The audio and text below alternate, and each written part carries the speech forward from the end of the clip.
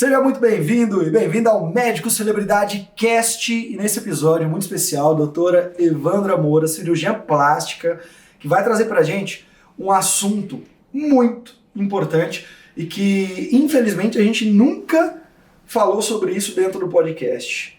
A ciência da felicidade aplicada numa gestão de consultório, entender como o cérebro dos nossos colaboradores e principalmente o do médico funciona e também os dos pacientes. É o que eu sempre falo. O primeiro paciente de todo consultório é o próprio médico, principalmente se ele é o dono daquele consultório.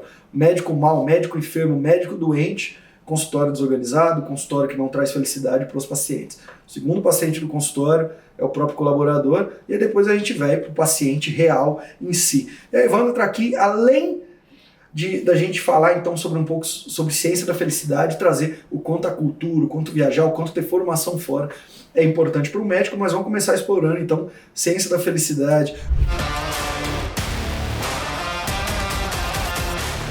Doutora Evandra, seja muito bem-vinda aqui ao Médico Celebridade Cast. Traz para mim, se apresenta e traz para mim o que é a ciência da felicidade e por que um colega teu médico deveria se atentar a isso. Muito obrigada pela oportunidade de estar conversando aqui com você, Victor.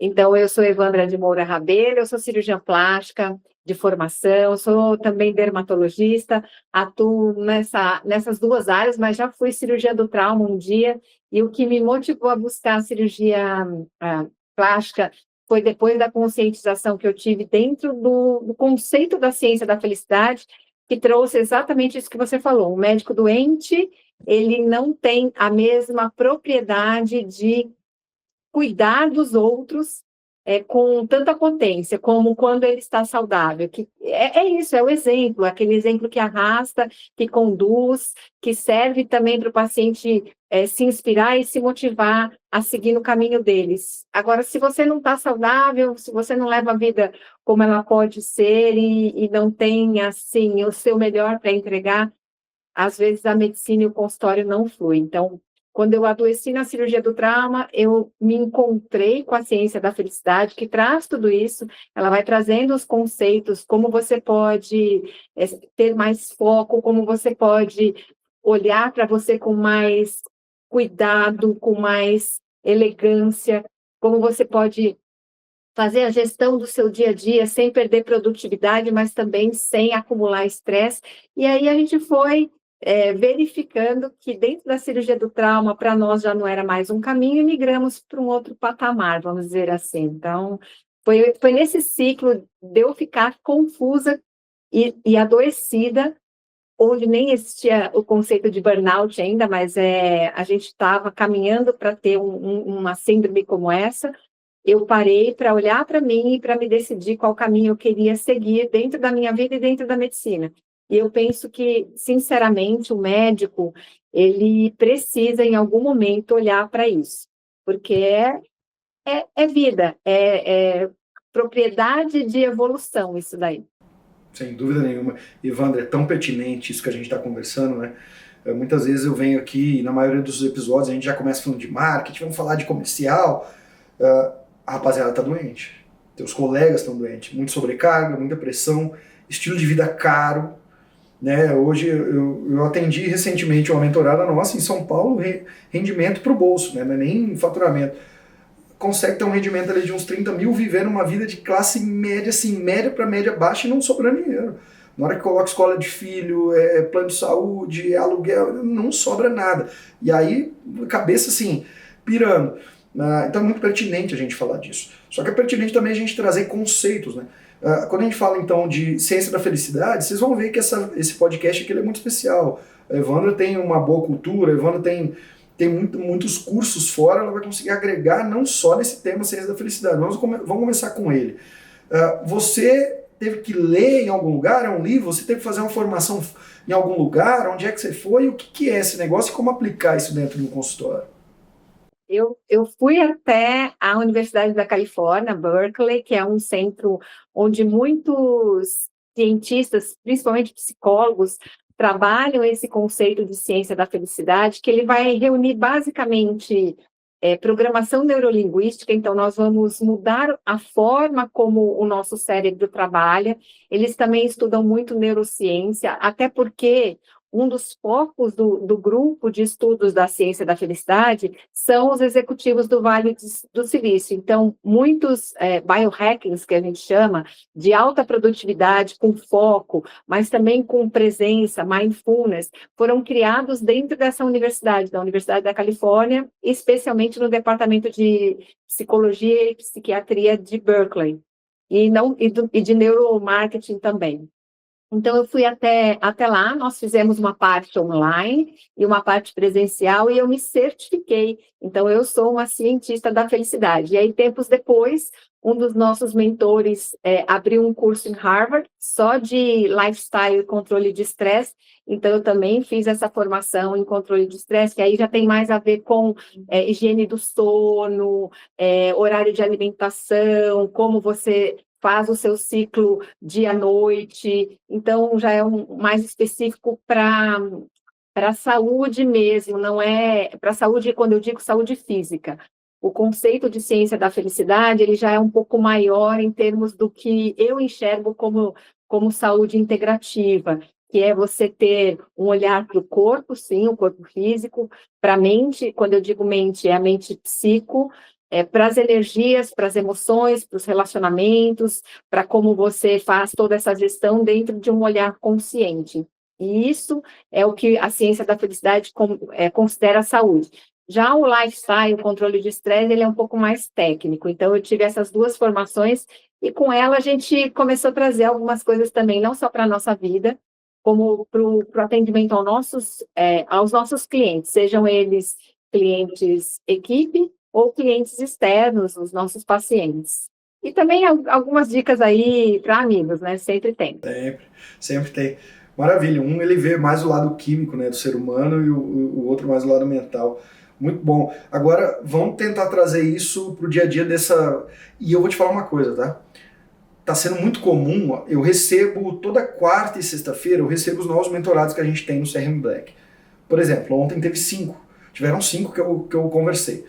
É muito comum que está chegando muita médica mulher, não sei porquê, também tem um negócio aí, né? Pode ser que elas se exponham mais à vulnerabilidade, talvez elas falam mais sobre o problema do que os médicos vão. Pode ser que tenha acontecido isso, mas eu vejo que está sendo muito comum eu atender médica mulher que está na beira de um, assim, seja de um burnout, pelo menos falado ali para mim, ou de um estresse crônico, de uma vida muitas vezes que, Vitor, eu estou correndo, não saindo do lugar, não estou sobrando tempo para mim, está sendo muito comum. O que você pode trazer? Vamos focar nesse primeiro momento, especialmente as suas colegas. Tá. É uma coisa muito importante. Recentemente eu li uma pesquisa, eu não vou lembrar exatamente qual revista científica que foi, mas foi uma pesquisa que diz que o índice de suicídio entre os médicos ele é muito alto, acima de 53%.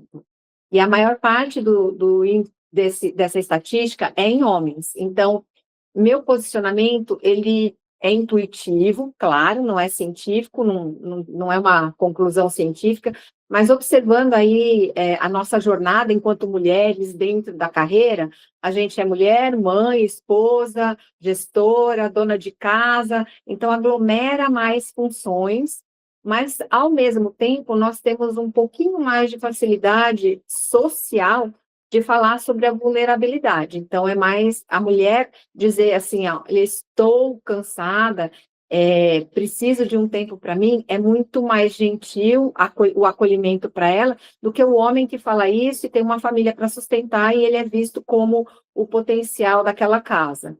Então, para os homens isso é um desafio maior, eu acho até que você está certo, que eles falam menos e estão sobrecarregados da mesma maneira. O que eu diria para as mulheres da categoria médica que estejam nesse momento desafiador é que nós temos essa propriedade de conseguirmos, muitas vezes, desconectar, dissociar mais rápido de uma função para outra. Então, é aquela situação que eu chego em casa, eu tiro a minha capa de médica e eu boto a minha capa de mãe ou a minha capa de dona de casa. Mas quando isso para nós é natural, a gente consegue ter múltiplas tarefas de uma forma mais fácil. E não é, eu não vou dizer que eu tenho provas científicas disso, mas intuitivamente a gente vê que todas nós conseguimos. Só que o que pesa mais é que hoje, nesse papel, nós também temos cobrado um pouco mais dos parceiros, e eles não conseguem acompanhar na mesma proporção, e fica uma lacuna de retorno emocional. Então, o aspecto afetivo, o suporte, o apoio, é como se a gente estivesse jogando para o vácuo, e o masculino não estivesse sustentando a nossa expectativa, muitas vezes. Aquilo que a gente entende como suporte, como apoio. E aí isso gera um grau de estafa. E talvez seja sobre isso que essas médicas colegas tenham falado. Quer dizer, eu estou trabalhando tanto quanto meu parceiro, eu tenho minhas obrigações de casa, mas eu escolhi ser mãe, eu escolhi ser dona de casa, só que na hora de eu ser parceira, esposa, eu tenho uma parceria que não está correspondendo, e aí eu me sobrecarrego. Eu tenho muitas amigas com esse olhar, e a gente pode até mapear isso pelo lado social, porque cada vez mais nós temos visto casamentos ruindo com muita facilidade, que não era uma coisa que acontecia tempos atrás. Eu sei que as pessoas mudaram, né? A gente tem outras características das novas gerações, mas o número de parcerias desfeitas com muita rapidez, por ausência de vontade de negociar e de contemporizar, tem sido cada vez maior. Eu acho que esse comportamento também tem pesado muito, sabe, para nós, médicas, e também outras profissionais, mulheres, que têm jornada tripla, muitas vezes. Total, o limiar baixou muito, né? Na população em geral, coisas que... É geracional, cada geração tinha um limiar maior, aguentava mais pressão, aguentava mais carga de trabalho, aguentava mais viver um pouco mais na pobreza, então, ou na escassez de recursos, então o limiar foi baixando, vai baixando, é natural, de geração em geração, e estamos aqui com um limiar muito baixo. Ultimamente, relacionamentos são desfeitos do dia para a noite, está mais líquido. Agora, Evandro, todo esse conceito, seja da felicidade, manejo de estresse, mas vamos olhar para a Evandra empreendedora, antes de mais nada. A Evandra empreendedora, onde é que você vê que, poxa, Vitor, quando a gente está olhando para a Evandra, também vamos tentar trazer esse olhar para os seus outros colegas. Onde é que a gente consegue entender as maiores dificuldades, na tua visão, de um empreendedor que não se conhece bem, que não é tão curioso igual você, porque tudo o pouco que a gente já conversou, eu consigo entender que você é uma pessoa curiosa, que vai a fundo, então vai para Berkeley, vai para Harvard, vai fazer cursos, vai aprender um pouco sobre moda em algum lugar, ou seja, está sempre querendo saber mais. Mas a maioria não é assim, a maioria está lá no canto dela, deixando a vida acontecer do jeito que tem que acontecer, naquele mesmo ciclo, uma vida inteira. Só que essa pessoa se depara com um negócio chamado empreendedorismo, tem que empreender. E aí esse empreender, ele vai lidar com estresse, ele vai lidar não só com felicidade. O que é que a gente pode falar sobre mentalidade empreendedora? Primeiro que isso é uma visão muito pessoal, né? Mas eu vou colocar o meu ponto de vista nessa resposta. Empreender é um desafio que não é para qualquer pessoa. Isso que você acabou de falar, né? Quem vai empreender tem que entender que a proposta, ela é muito profunda, e ela vai ter um grau de exigência muito maior, porque você vai precisar testar muitas coisas, lidar com algumas falhas, às vezes com baixa vitória, vamos dizer assim, e precisar insistir mesmo assim para outros caminhos, porque no final é que você vai ver o fruto de tudo aquilo que você se preparou, investiu, conduziu, e essa chegada, ela é um pouco mais longa do que para aquelas pessoas que não empreendem. Então, e a gente precisa usar toda a nossa capacidade também de aprender coisas novas. Eu vejo que cada dia o empreendedor, cada dia ele morre para o eu velho, e ele precisa nascer para um eu novo, sabe, sem tanto luto, e rápido, para poder abrir uma linha nova de gestão, acompanhar o mundo que movimenta muito rápido, e nem todas as pessoas têm esse desapego. Eu, muito tempo, não tive. Vou dizer para você que eu tenho aprendido a duras penas, né? Eu estou na medicina há 30 e poucos anos, Eu vejo meus irmãos que têm outra carreira, que não são médicos. Na verdade, eu sou a primeira médica da minha família, e depois de mim já temos mais três, dois já formados e uma em formação. E a gente vê que é uma carreira que, para muita gente, tem sido muito sofrida, porque antigamente era mais tranquilo. Você era um médico, tinha um grau de respeito, as pessoas te mandavam os clientes, um amigo falava para o outro, e você tinha lá os seus pacientes. Hoje Pois não. é, só precisava trabalhar antigamente. Só trabalhar, só. Exatamente, é.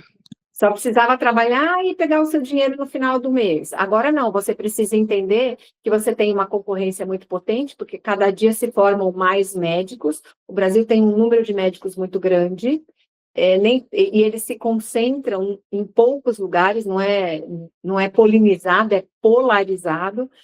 E aí você tem que vencer não só tecnicamente um nicho, você também tem que vencer contra aquela pessoa que se comunica melhor, que se expõe mais, que arrisca mais, que sabe mais de gestão, que calcula melhor o preço, que vende melhor. Então, isso gerou uma angústia existencial em muitos colegas. E quem não tem estômago para isso não consegue empreender, porque senão você vai ficar amassando barro no mesmo lugar. Se você não correr atrás desse tipo de prejuízo, é melhor ficar como funcionário em algum lugar, ou como sócio numa clínica que tenha bons gestores, e você vai só fazer a parte técnica, médica mesmo, e deixa o resto para outra pessoa, porque não é brincadeira para qualquer pessoa ou para criança, não. Tem que ter uma maturidade de todo dia, sabe, se desapegar de alguma coisa, falar assim, não, olha, eu preciso, de alguma forma, encontrar uma solução para isso, então tá bom. Se eu estou fazendo sempre do mesmo jeito e não está dando certo, deixa eu abrir mão disso e vamos fazer de outra forma. E é um exercício mental muito potente, além do que a gente já tem de necessidade de atualização, de necessidade de todas as outras coisas. E eu vejo que o médico hoje é uma carreira que é muito boa, a gente pode trabalhar em qualquer lugar que a gente vai, então imagina, eu não deixo de ser médica se eu me mudar hoje de São Paulo para o Rio Grande do Sul, e eu chego lá e em 2 dias no máximo, eu já arrumei um plantão no hospital e estou trabalhando, diferentemente de outras carreiras que vão depender muito mais de outras oportunidades. Mas, ao mesmo tempo que é muito bom e fácil ser médico, também é muito desafiador ser médico empresário, dono de negócio. Com certeza. Para a gente fechar só essa lacuna da ciência da felicidade, do manejo, o gerenciamento do estresse, já que a gente falou então dessa dificuldade, mas também dos percalços, né, do empreendedorismo para o médico. Como é que a gente aplica isso na prática? Você tem, poxa, Vitor, tem essa técnica aqui, ou tem esse autoconhecimento, tem essa ferramenta aqui que ajudaria esse médico com todas essas dificuldades que é empreender, principalmente quando a gente coloca aí um temperinho a mais chamado Brasil, mas dentro da ciência, daquilo que eu fui buscar fora, isso aqui é uma ferramenta, é um passo a passo, é um playbook que te ajuda. Eu vou falar como eu faço comigo, porque fica talvez mais interessante. Primeira coisa, toda vez que eu chego em casa à noite, eu monto num caderninho as coisas que deram certo e as que deram errado. Então, hoje eu fiz isso, deu muito certo, o central dessa ideia foi tal atitude. Então, eu preciso, muitas vezes, focar em reforçar isso. Eu fiz assim, deu errado, o que eu posso fazer de diferente num outro momento que isso vai dar certo? Isso é a primeira coisa, porque aí eu descarrego a minha mente, é como se eu escrevendo aquilo, eu não preciso ficar mais com esse espaço preenchido na minha cabeça. A segunda coisa que eu faço também, e eu gosto bastante, agradecer. Agradecer o que teve de bom, o que teve de ruim, agradecer qualquer coisa, porque dentro dessa forma da gratitude, eu começo a vibrar diferente para melhorar meu sono. Então, isso foi ruim hoje, mas tá bom, foi ruim, mas me ensinou aquilo e eu vou ser assim, então eu vou agradecer do mesmo jeito. Terminei esses 2 processos. Se eu tiver ainda alguma coisa que esteja atrapalhando a minha mente, por exemplo, eu preciso resolver alguma coisa, preciso resolver, eu anoto, e aí eu vou dormir e deixo um caderninho ao lado da minha cama, porque eu sei que se eu, eventualmente, quase nunca isso acontece, mas Se eu eventualmente acordar à noite com uma ideia, ou acordar à noite preocupada com alguma coisa, eu escrevo no caderninho, meu cérebro vai entender que aquilo já está, de alguma forma, desnecessário e ficar gastando energia com esse item, e ele vai relaxar e vai dormir. Aí tem gente que toma banho morno, eu gosto de tomar banho frio. Eu tomo banho frio à noite e de manhã, porque isso me ativa. Eu faço algumas coisas igual ao Tony Robbins, né? Ele faz aquelas ginásticas rápidas com respiração forte para ativar de manhã os músculos e o cérebro e a oxigenação cardíaca. Então, basicamente, seriam essas coisas que a gente faz. E eu agora tenho associado também pela manhã, às vezes, uma coisa curta, né, de meditação ou de respiração, para organizar a minha mente para o dia. Durante o dia, quando eu vou tomar meu cafezinho, que eu gosto de um café para ativar também, eu procuro, nesse momento de 5 minutos do café, eu procuro imaginar que eu não estou pensando em nada. Então, como é que eu faço? Eu imagino que tem uma nuvem de pensamentos e essa nuvem ela vai passando. E às vezes eu faço um movimento de respirar e soprar essa nuvem para longe. São 3 a 5 minutos do meu cafezinho que me tornam mais potentes. Tem gente que faz uma soneca, tem gente que faz múltiplas coisas. Eu gosto dessa imagem mental de jogar fora o que não me está servindo naquele momento, é como se eu estivesse resetando a minha mente para o próximo. Basicamente, seriam essas coisas que eu faço, tem muito mais. Então, se Maravilha. você for pensar, tem gente que Biohacking. gosta de olhar para a natureza, tem vários biohackings que você pode usar. Muito bom, Tirar o Evandra. sapato, Os botar teus gelo na colegas estão. nuca, tem muita coisa. Sim, o crawling, né? Se eu não me engano, é crawling do O sapato. grounding. O Grounding, grounding é quando você grounding. tira o sapato e você foca, né, no seu pisar no Sim, chão, descalço e respira para trazer um fluxo de energia. Tem muitas total. técnicas. A ciência está aí mostrando muita coisa e no final o teu colega está recorrendo àquilo que ele mais conhece, uma coisa chamada medicação. Né? Ele está se acalmando, ele está indo dormir, ele está se mantendo acordado por medicação e não está buscando na ciência, essa ciência da felicidade, do manejo de estresse, como que ele primeiro aplica nele, depois ele ensina o paciente, depois ele faz isso acontecer. Tudo isso que você trouxe, eu já vi muito neurocientista falar que o cérebro muitas vezes ele não distingue, né, o que é um pensamento, e principalmente se esse pensamento é latente, fica ruminando o tempo todo, do real. Então a gente vive na cabeça, né? A gente acha que está vivendo no mundo, 90% do nosso tempo a gente vive dentro da nossa própria cabeça, dentro do nosso próprio aquário. E aí, coisas técnicas, isso que você trouxe, algumas delas eu faço, algumas eu faço algo muito parecido, algumas eu falei, poxa, isso aqui é interessante, vou passar a fazer. Mas vou te trazer uma minha aqui que é muito parecida com uma coisa que você trouxe. Toda vez que eu vejo que eu parei 2 noites seguidas pensando na mesma coisa, e é uma coisa geralmente negativa que tá eu tenho muito comigo que um ser humano, antes de mais nada, ele é um ser químico, né? O meu pensamento vai despertar ali uma química que vai afetar todo o meu metabolismo, meu corpo, bom, tudo. Toda vez que eu me vejo umas 2 noites seguidas preocupado com algo, se aquilo eu posso resolver, porque tem coisa que eu não posso, tem coisa que eu vou depender de uma audiência, uma coisa que eu vou depender de alguma outra coisa, do futuro, mas se é coisa que eu posso resolver, eu não sei se aquilo era prioridade ou não para me trazer recurso, dinheiro ou qualquer coisa, mas eu vou parar tudo que eu vou fazer e no outro dia eu vou resolver. Então eu resolvo rápido coisas, porque onde eu vejo que a turma perde a mão, você fica é uma somatória, como se na minha cabeça eu tivesse um espaço e eu vou somando. Isso aqui, com isso aqui, com isso aqui, só que eu não resolvo nada, aquilo somando, a minha existência fica pesada. Uma hora você explode e às vezes explode fora do contexto. Exatamente. E aí só de você chegar e falar o que você trouxe, né? Poxa, se eu tô com algum problema, eu anoto ele no caderno e dou um comando pro meu cérebro, ó, isso aqui já foi anotado, não preciso dormir pensando nisso, isso aqui amanhã eu resolvo, pronto. Então são muita coisa que a gente pode colocar, né, pra trazer. Agora eu quero mudar um pouco, viu, Evandra? A gente tá fazendo uma viagem sobre a Evandra, aqui eu quero mudar um pouco essa visão. Se você falou para mim que foi para Harvard, depois falou Berkeley, você também tem formações técnicas fora, mas você também, além dessa formação técnica, você busca em coisas além da medicina para estudar também. Você é uma pessoa que tem uma cultura muito sine qua non dentro desse universo médico que a gente conversa.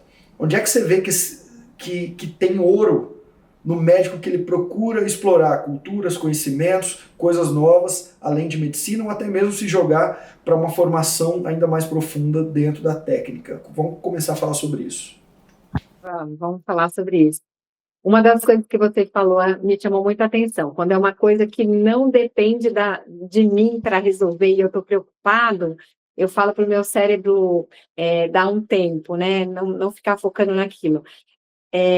Uma das coisas que a ciência da felicidade fala é para você entender, de alguma forma, que conexão aquela situação está tendo com você. Então, tá bom, eu estou pensando muito sobre isso, por quê? Porque eu estou com medo, porque eu estou contrariado, porque eu estou me sentindo injustiçado. Então, quando você entende a emoção de base, às vezes fica mais fácil você não ficar repetindo a mesma ação se acontecer o evento no futuro. Então, isso é uma das coisas muito interessantes.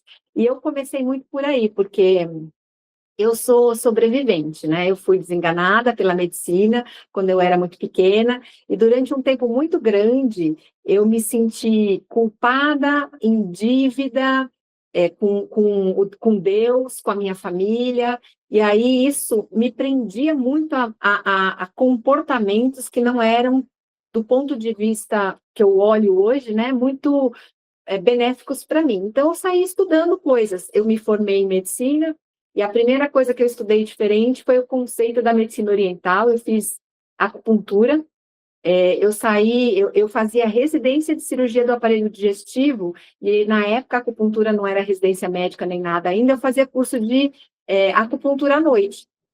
E isso me serviu para entender como as medicinas, elas são diferentes, mas as medicinas ancestrais, elas trazem conhecimentos do corpo humano, da mente humana, que serviram para cuidar de pessoas durante muitos anos, e que não podem ser esquecidos ou relegados a segundo plano.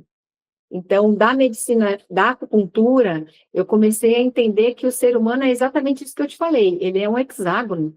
Ele tem corpo, ele tem mente, ele tem emoção, ele tem energia, ele se relaciona, ele precisa entender o que acontece com ele, com uma consciência, para interagir e criar saúde.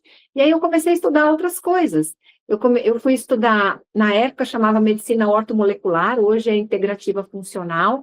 Então eu estudei durante 4 anos medicina ortomolecular, nunca tinha usado, voltei a usar agora, porque na cirurgia plástica faz uma diferença enorme você ter um corpo funcional, com vitaminas apropriadas, com hormônios no lugar, para cicatrizar, para recuperar. Então, voltei a usar muito isso. E eu continuei. Aí eu comecei sendo médica, trabalhava na cirurgia do trauma, depois eu me senti com necessidade de fazer uma transição de carreira, fui para dermato, da dermato eu fui para plástica. Nesse processo, eu tive crises existenciais, vamos chamar assim, né? Porque cada vez que você vai transacionar, mudar uma carreira, você precisa tomar muitas decisões. E eu precisava ter clareza mental. E foi quando eu comecei a estudar técnicas de respiração de renascimento, que é uma técnica do Leonard Orr, que era médico, e do Stanislav Grof, que também era médico. Então, eu comecei a estudar essas outras chamadas ciências holísticas ou ciências ocultas. Eu já gostava de artes, eu estudei teatro na escola, no primário e ginásio, eu estudei um pouco de música e gosto, né? Eu tenho habilidade para pintar. Então, assim, todas essas coisas foram constituindo o que eu chamo de embasamento para uma medicina que é a medicina que eu acredito, que é a medicina de construção, de wellness, de bem-estar, que é a coisa de você trazer o ser humano inteiro, desde a raiz até o topo da cabeça. Então, como se ele fosse uma árvore, então você vai tratar o solo, a raiz, o caule, os galhos, as folhas, para que ele dê um bom fruto. E junto com tratar as pessoas, eu também estava me tratando, eu também estava me curando. Então, estudar essas técnicas, eu fiz, por exemplo, processo Hoffman, eu fiz leader training, já estudei, que eu te falei, respiração de renascimento, fiz acupuntura, estudei um pouco de medicinas ancestrais, tanto a egípcia, quanto a medicina ayurveda, a medicina antroposófica, que também tem muito a ver com a arte. Então, assim, eu sou uma curiosa nata. E o que me facilita é aquela situação que eu decidi não ter filhos. Então, eu não tenho essa demanda da maternidade e me sobra um pouquinho mais de tempo para ir fazendo as outras coisas. E aí, minha cabeça não para. Eu sou assim. Não, muito interessante.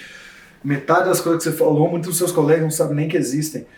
Não é para. Realmente, tem gente que a forma de grandeza ali no mundo, a forma como ele demonstra o ser dele, não tem necessidade de ter a curiosidade alinhada, tá ali para fazer o negócio funcionar e tá tudo bem.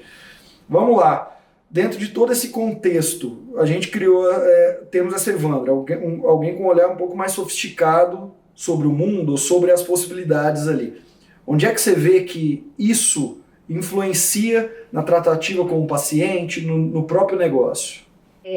Primeiro que exatamente esse conceito que eu procurei entender em mim, como é que eu construía a minha saúde pessoal, eu trago também para o meu paciente. Então, muitas vezes, na hora de alinhar a expectativa com o meu paciente, eu já posiciono que o cortar e costurar, por exemplo, da cirurgia plástica, ele não é o ponto final. O ponto final é quando você vai, com isso, construir um ciclo produtivo e não perder resultado. Então, eu quero uma cirurgia plástica, se eu não estou em uma boa condição, ela não vai ficar também tão boa, e aí logo depois eu vou detonar de novo tudo que eu quero fazer e perco o meu resultado do tempo que eu investi, daquela parte da minha vida que eu posicionei, do dinheiro que eu gastei. Então, para mim, isso nunca fez sentido, e eu trabalho desde sempre na cirurgia plástica um pouco diferente. E meus pacientes às vezes acham até estranho, falam assim, mas espera aí, você vai me hipnotizar porque eu vou entrar para a sala de recuperação anestésica e para o centro cirúrgico? Sim, eu vou te hipnotizar para que você tenha um ciclo melhor de estado ali, para que você não fique traumatizado com aquela situação, para que você acorde bem da anestesia. Isso é complementar, seu cérebro vai entender que aquela experiência ela é menos traumática e no pós-operatório você vai ficar mais confortável. Então, muitas das coisas que eu conheço e que eu vejo com aplicação dentro da área da minha carreira, eu uso. E, por exemplo, eu tenho crianças que tinham passado, sei lá, em 10 mil dermatologistas antes e não conseguiam tratar uma simples dermatite atópica. E a gente, com duas coisas, um ciclo de respiração e relaxamento e algumas orientações de alimentação, sem nenhum medicamento, conseguiu reverter. Então, essas mães, elas começam a entender também que nem tudo é remédio, que nem tudo é cirurgia, que muitas coisas da natureza servem. E eu trouxe todo esse cuidado desde sempre na minha medicina. Eu tenho pacientes que estão há 30 e tantos anos comigo, eram meus pacientes de gastro, que eu era cirurgiã do trauma, mas da parte gástrica, né? Eu tenho pacientes que estão comigo desde quando eu fazia gastro, e eu trato até hoje. E eles não aceitam ir para nenhum outro médico, embora na minha gastro eu esteja desatualizada, mas eles se sentem bem assim. Então, eu vejo que cultivar o paciente, ele vai muito nesse caminho, de você entender qual é a sua vertente de trabalho médico, ir dentro do que você acredita como correto, fazer essa construção para aplicar. E funciona, eu vejo que funciona, que os pacientes gostam desse lado, e é uma carência até do ser humano atual. Eu estava conversando com uma paciente, na verdade nem eu, foi uma pessoa do meu time que conversou com a paciente ao final da internação dela, ela vai operar nos próximos dias, ela me disse, eu passei em 3 cirurgiões plásticos, 2 muito bons, muito famosos aqui na cidade, muito técnicos, e um terceiro que nem olhou direito na minha cara. Dos 2 que são muito técnicos, um deles é a doutora Evandra, só que eu me senti confortável com ela porque ela é humana. E o que eu entendi com isso? que eu tenho, de alguma forma, um olhar de abertura para a escuta do paciente. E o que eu vejo muito hoje é que poucos médicos têm feito isso. Não sei se pelo tempo, pelo estresse, pela correria, mas eu aprendi, com tudo isso que eu estudei, que uma coisa é muito importante, que é o que o Jung dizia: na frente de um ser humano, seja outro ser humano, e abra a sua escuta sem juízo de valor, e depois faça o seu melhor. E eu tenho aplicado isso, tem funcionado bastante, e eu vejo que é um conceito que não é da escola de medicina, ele é um conceito da maturidade de vida mesmo, das coisas que a gente vai vivendo e aprendendo. Maravilha, Evandra. E se a gente for trazer toda essa sofisticação que toda essa formação, essa vivência, essas experiências te trouxeram, eu pude visitar ali, não o consultório, mas a gente se conheceu na sua cidade, num evento que a gente fez. Eu pude notar que você tem, seja na maneira de vestir, na maneira de exportar, na maneira de trazer as ideias para fora, você tem um certo requinte na coisa. E vamos tentar trazer isso aqui para um mercado que muito médico acredita que é a salvação do consultório dele, que se chama mercado de luxo. Alguém que eu acredito que você tem ali, você consome um pouco desse mercado, só que muitas vezes a gente pode trazer aspectos do mercado de luxo para um consultório, e muitas vezes esse consultório não precisa só atender pacientes, é o que eu sempre falo. A maioria dos médicos que eu conheço que são muito, muito ricos não são aqueles que atendem as pessoas mais ricas da cidade, são aqueles que atendem uma classe média de, geralmente, profissional liberal. Então ele atende outros médicos, atende gente que tem ali o mercado na cidade, mas não são os multimilionários da cidade. Esse é o grande público. Só que onde a gente consegue trazer esses conceitos da sofisticação de um mercado mais de luxo para qualquer consultório, seja ele um consultório que atende pessoas mais abastadas ou não. Onde é que você consegue me trazer pontos que todo colega deveria prestar muita atenção e que tem a ver com esse mercado mais sofisticado? Primeiro, eu vou dizer que, na minha experiência, nos anos que eu tenho de atividade médica, nem sempre o paciente A, ele é o que realmente vai te dar a maior margem de lucro e nem a maior fidelização.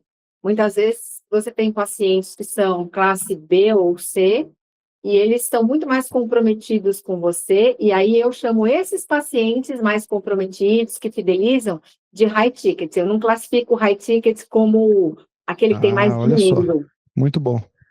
Eu não acho que o high ticket é o que tenha mais dinheiro. O high ticket é aquele que ele olha para você e ele te valoriza como profissional. E ele gosta de você e ele faz um esforço, uma demanda para estar com você. Para mim, esse é o paciente que é high ticket. Lógico, ele pode ou não ter um poder de um budget de compra, um poder de compra maior ou menor, mas se ele gosta de você e ele é fiel a você, mesmo que ele tenha que vir 2 vezes ao ano, ele vai se programar para isso e ele vai investir em você e não vai te abandonar. Então, mais high ticket que isso, impossível. Para conquistar esse cliente, eu vejo que é importante aquilo que eu já falei: ouvir, entender a necessidade dele e, dentro do que é possível, montar coisas que sejam muito honestas e que produzam muitos resultados. Então, por exemplo, se eu vou atender uma pessoa que está comigo há 30 anos, eu já sei o que ela gosta, o que dá resultado para ela. Se chegar uma inovação que eu entendo que vai ser produtiva, eu vou ofertar. E muitas vezes ela vai confiar e vai comprar de olhos fechados. Então, meu trabalho já está feito. Agora, para o paciente novo conquistar esse espaço, primeiro é aquela, não tem muita coisa diferente do que a receita que todo mundo já sabe. É importante que você esteja no lugar onde essas pessoas estão e que você saiba o que elas vivem ou pelo menos entenda o que elas vivem, para você também colocar uma proposta com o mesmo patamar. Porque não adianta nada eu oferecer um negócio eu vou fazer uma promoção, um pacote para uma pessoa do público A. Ele não vai nem entender o que é isso. Eu tenho que saber o mercado que eu quero, conhecer como é que ele vive, o que ele faz, e aí me adequar àquela proposta. Com relação a estabelecimento, consultório, hoje eu tenho muitas tecnologias, nós temos mais de 20 tecnologias aqui na clínica, mas nem sempre foi assim. Então, eu trabalhei muito a parte manual, eu trabalhei muito outras possibilidades antes de adquirir as tecnologias. E a gente sabe que tem proposta para tudo. Então, você tem que conhecer as coisas que você vai usar, muito bem conhecidas, para poder dar a melhor opção ali, sendo uma opção justa, coerente, que vai trazer uma margem de lucro boa para você, mas que vai resolver para o cliente, num ambiente limpo, organizado, e de gente que tenha um olhar de servir. A minha maior proposta, quando eu criei essa empresa nova, a Unique, servir é a nossa arte, cuidar é a nossa arte. Então, quando você se propõe a estar nessa troca com o seu cliente, com o seu paciente, eu acho que isso é high ticket. Ó, eu estou aqui, eu vou dar o meu máximo para que você tenha um ambiente organizado, limpo, e potente, com atenção para as suas necessidades, e o que eu peço para você, em contrapartida, é que você colabore, e que você colabore fazendo, né, a proposta, ou que você me diga o que não está bom para a gente junto mudar, fazer uma nova rotina. Então, dentro do ambiente high ticket, eu acho que essa é a receita. Exatamente, o arroz com feijão, só que com bem feito, e sempre com a gente estabelecer o que é, né? Então, o que você me trouxe aqui nada mais é do que uma palavra de cultura. Você já tem isso bem claro. Olha, a Unique, ela faz isso, isso, isso, e já tá bem desenhado. É de uma maneira intencional. Não é acontecer o que aconteceu, é de maneira intencional. Então, atender bem, primeiro, é uma decisão, e ela tem que ser intencional. Não é só uma naturalidade. Muito bom. Me fala uma coisa, depois de rodar o mundo com experiências, cultura e também fazendo cursos, o que você vê que está acontecendo lá fora e que aqui no nosso mercado, principalmente nesse mercado de clínica médica, consultório médico, ainda não se explora e poderia ser explorado? E aí a gente não está falando só de observação dentro desse contexto, tá? Pode ser em qualquer outro contexto e que você vê que, olha, ou é porque o Brasil ainda está um pouco para trás, ou é porque ainda o empresário médico ele não encontrou uma forma de se colocar. Até alguma coisa que você consegue notar que acontece fora e que aqui não? Tem. Por exemplo, o americano, ele é muito mais numérico. O americano, por exemplo, eu falo porque a maior parte das minhas experiências fora foram nos Estados Unidos, né? Então, ele é muito numérico, tudo ele tem índice, tudo ele tem, avalia com dados, e a gente tem uma dificuldade no Brasil de ter isso. E é muito bom, porque a hora que você tem um dado, você consegue realmente mensurar o que aquilo está te dizendo. Então, essa coisa dos dados é um dos pontos que a gente faz pouco. Eu vejo que conexão com inteligência artificial também, os médicos brasileiros estão deixando um tiquinho de usar a inteligência artificial. E a outra coisa que nós temos um problema, e aí eu vou dizer de outras experiências, aí eu já vou lá para a Europa, para outras áreas, por exemplo, para a África, né? Eu acabei de vir o ano passado do Egito, de um congresso muito grande que tem lá, e a gente vê o tanto que os órgãos de regulação desses países são menos engessados do que os nossos órgãos de regulação, e que lá eles conseguem desenvolver formas de fazer as coisas muito mais rapidamente, porque eles têm liberdade de promover alguns testes que nós não temos aqui no Brasil. Então, por exemplo, várias inovações de fios, vou falar da cirurgia plástica e da dermatologia, porque é onde eu conheço, né? Então, várias técnicas de fio, de misturar gordura com não sei o quê, de misturar toxina botulínica com outros peptídeos e vitaminas, ou de misturar um ácido hialurônico com toxina botulínica. Todas essas coisas diferentes que tem, primeiro começam nesses países, depois elas vão para alguns congressos, alguém grande pega desse congresso menor, traz para um congresso maior, e quando ela vem chegar no Brasil, já não é mais novidade, aquilo já virou batido. Então, eu vejo essa lacuna, ou então quem traz e tem coragem de colocar no seu dia a dia, mesmo arriscando muitas vezes ser autuado pelos órgãos fiscalizadores, às vezes é considerado louco, charlatão, e depois de um tempo é que a moda vira fashion, vamos dizer assim. Então, nós dependemos muito ainda dessas coisas de ter alguns inovadores que arriscam e os órgãos regulamentadores serem muito lentos.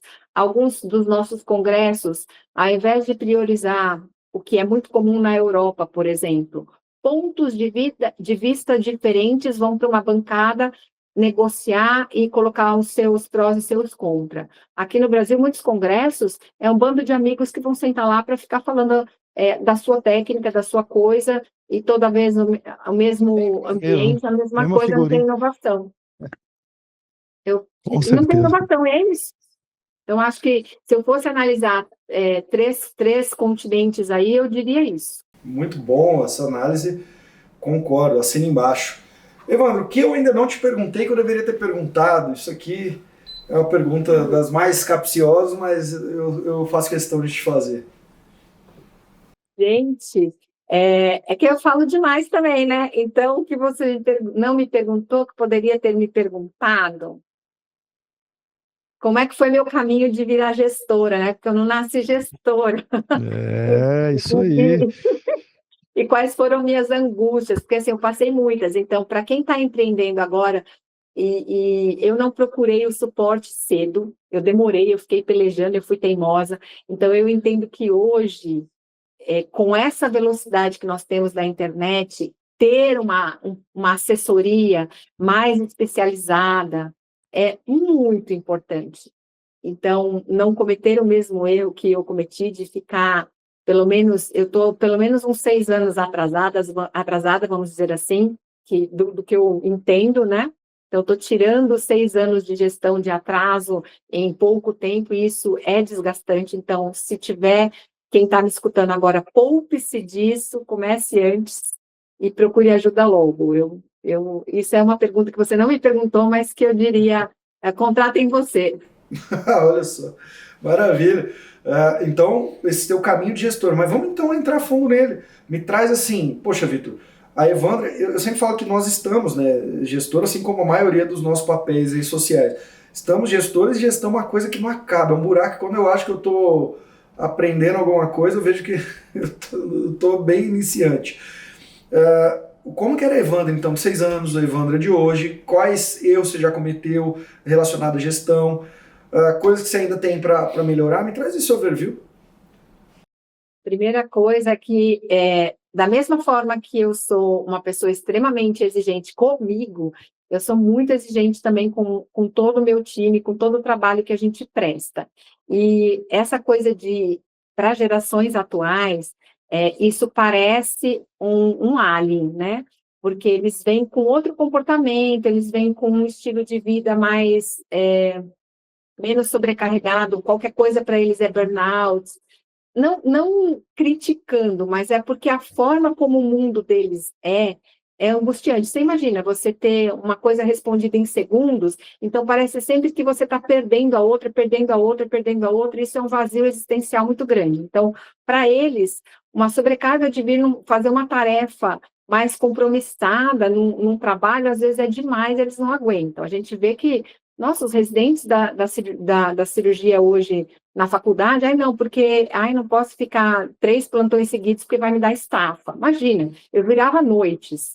Então, essa coisa de aprender a lidar com as gerações tem sido um desafio para mim que nesses últimos 6 anos eu tenho, que respirar muito e aprender a lidar com essa geração, me adaptar. Eu não sou tranquila com isso, eu não gosto de estar num ambiente que as pessoas estão desgovernadas e desmotivadas. Então, a liderança, aprender a liderar diferente do que eu liderava antigamente e funcionava, tem sido um desafio. Isso é a primeira coisa. Então, é aquilo que eu falei, eu estou morrendo todo dia e aprendendo a ser uma líder nova. E não é fácil para quem está nessa postura e ainda tem que trabalhar, produzir, faturar e depois olhar os números e ainda aprender como vai fazer tudo isso. Então, uma maratona. É uma maratona e a gente, de vez em quando, tem que parar assim e falar assim, meu Deus, como é que vai ser agora, né? aí você toma aquele gelzinho do meio da maratona, ou um salzinho, e fala, recarrega e vai. Então, essa Evandra de hoje é uma Evandra que está muito mais percebendo essa aceleração que antes eu não tinha. Então, hoje eu sou mais acelerada do que eu era 6 anos atrás, e entrei numa fase da minha vida diferente. Então, eu estou com mais de 50 anos, agora eu sou mulher, vem a menopausa, então vem outras coisas junto, e aí a gente precisa aprender a fazer toda essa gestão.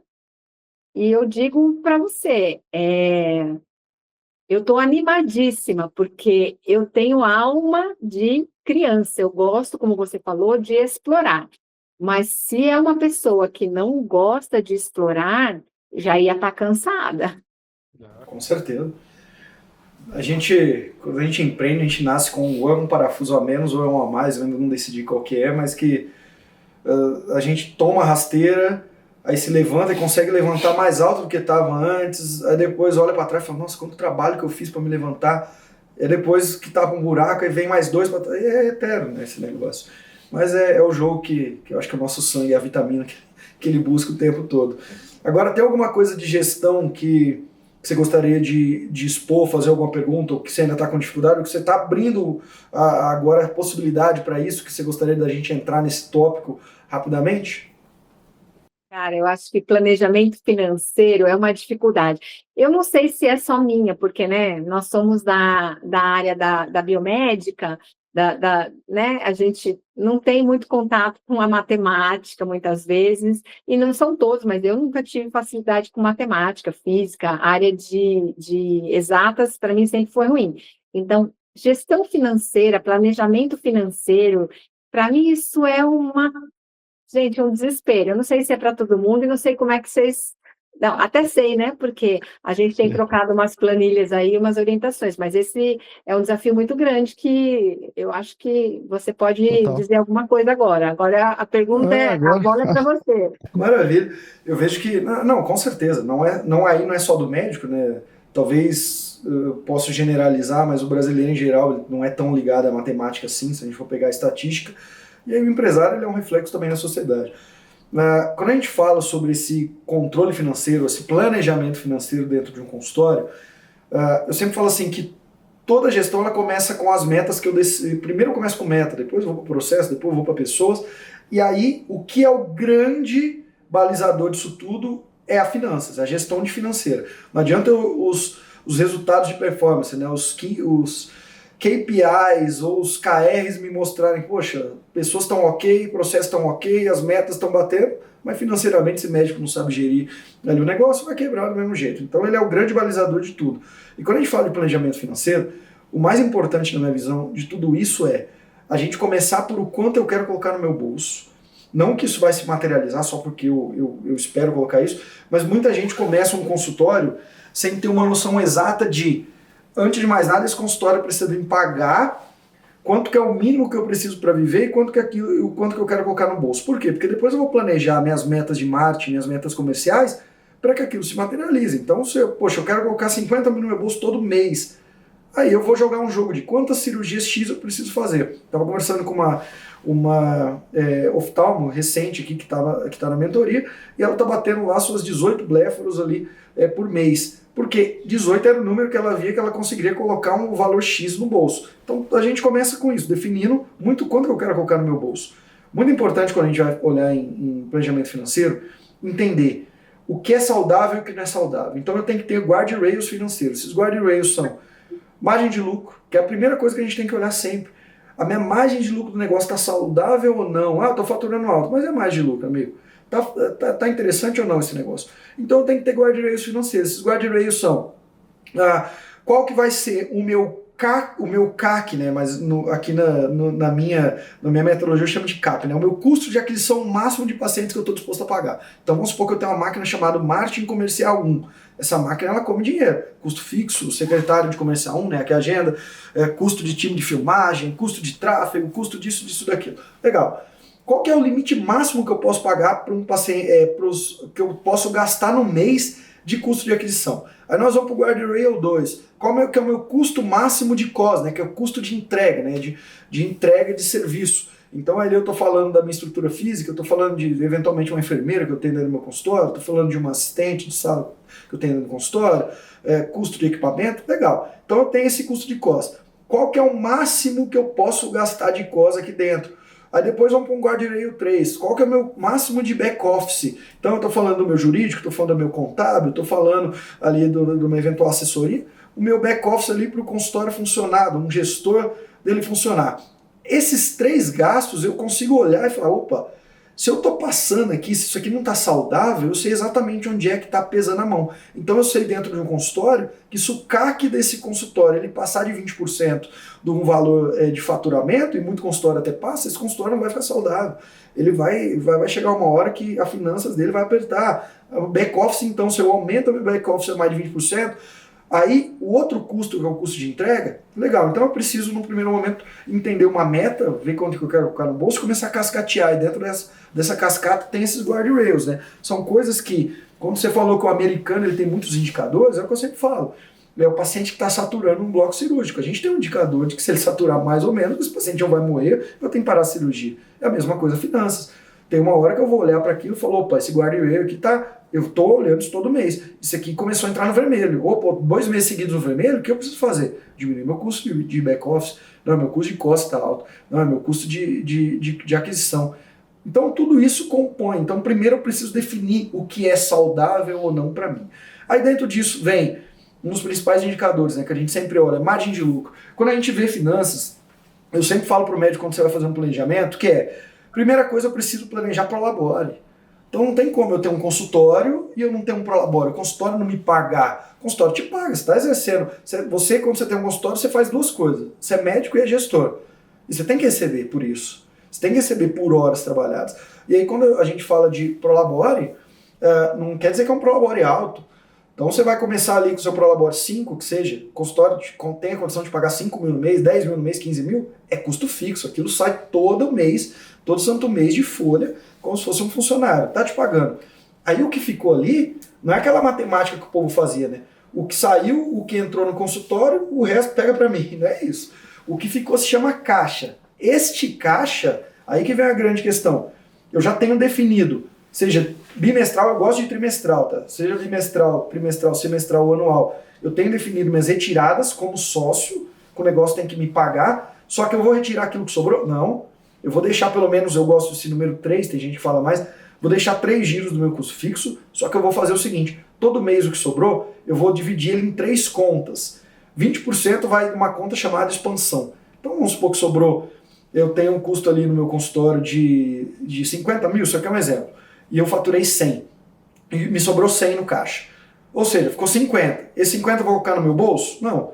A cada 3 meses, ou seja, eu vou pegar 150 e colocar, não, desses 50, 20% você já vai alocar para uma conta, eu até sugiro abrir uma outra conta em banco e deixar rendendo. Uma conta chamada expansão. Lá que eu vou comprar tecnologia para o consultório, vou investir em infraestrutura, então aquilo está programado para expansão do consultório. Você vai pegar 10% daquilo e vai investir em você, seja no intelecto, seja em procedimento estético, que isso faz te ganhar dinheiro. Os outros 70%, quiçá, você vai investir se você não tem planejado adquirir um outro equipamento, tecnologia, alguma coisa assim que passe desse valor.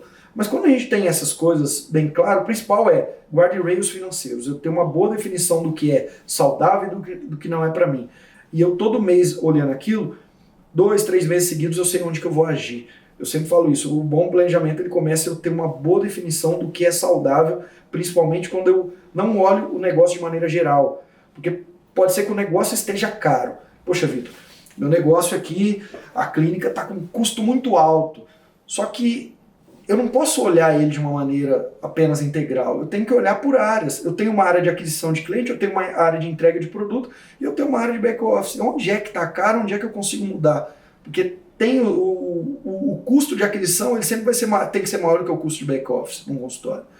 Senão eu não vou crescer, entendeu? Eu só estou ali para ser burocrata. Não, eu quero crescer. Então eu te diria isso. Agora, a gente poderia ficar aqui uns 5 dias falando, porque na hora que entra para a prática, é muita coisa.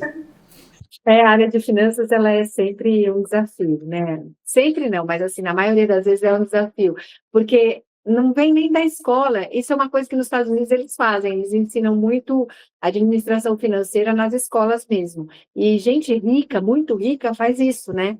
Eles Total. botam os filhos em escolas que ensinam você a trabalhar com o seu dinheiro. E é um outro comportamento. Sem dúvida nenhuma.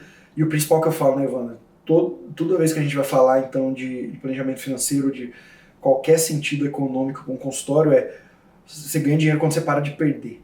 E a gente para de perder quando a gente começa na precificação. A maioria está precificando apenas por observação. Ah, meu colega cobra tanto, eu vou cobrar tanto. Mas teu colega não paga aluguel, teu colega tem um time de 2 pessoas, teu time é de X, teu colega não vai fazer congresso no Egito.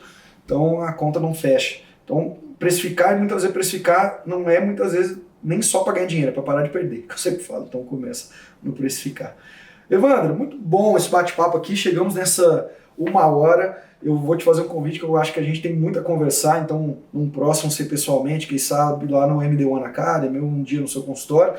Só que eu sempre me despeço do episódio antes do médico. Então, para vocês que ouviram esse episódio, vão ouvir daqui 10 anos uma viagem de carro fazendo a Rota 66 nos Estados Unidos e vai ouvir esse episódio. Olha só que interessante. Eu já me despeço de vocês. E é a Evandra que vai terminar esse episódio, sempre assim, Evandra.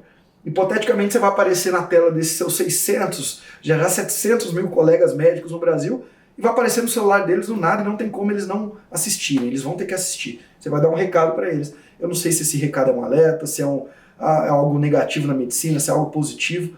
O microfone é teu, o recado é teu, você escolhe o que você vai falar para o teu colega médico. Eu já me despeço. Foi um prazer falar com essa mulher plural chamada Evandra. Primeiro, obrigada, Vitor. O que eu diria para cada um que está aí do outro lado agora, antes de falar tchau, é o seguinte: se você não está onde você quer estar, isso só depende de você. E você não chegou lá ainda, muito por não saber aonde você quer ir e não ter conhecimento do mapa. Então, olha para você, seja bem sincero e mude a sua vida, mude a sua rota, fazendo o que precisa ser feito para você primeiro, começando por você. E não tenha vergonha de pedir a contribuição de outros nesse caminho, porque a gente pode até ter nascido meio que sozinho, mas ao lado tinha muita gente colaborando. Então, nós precisamos de gente que possa nos impulsionar também.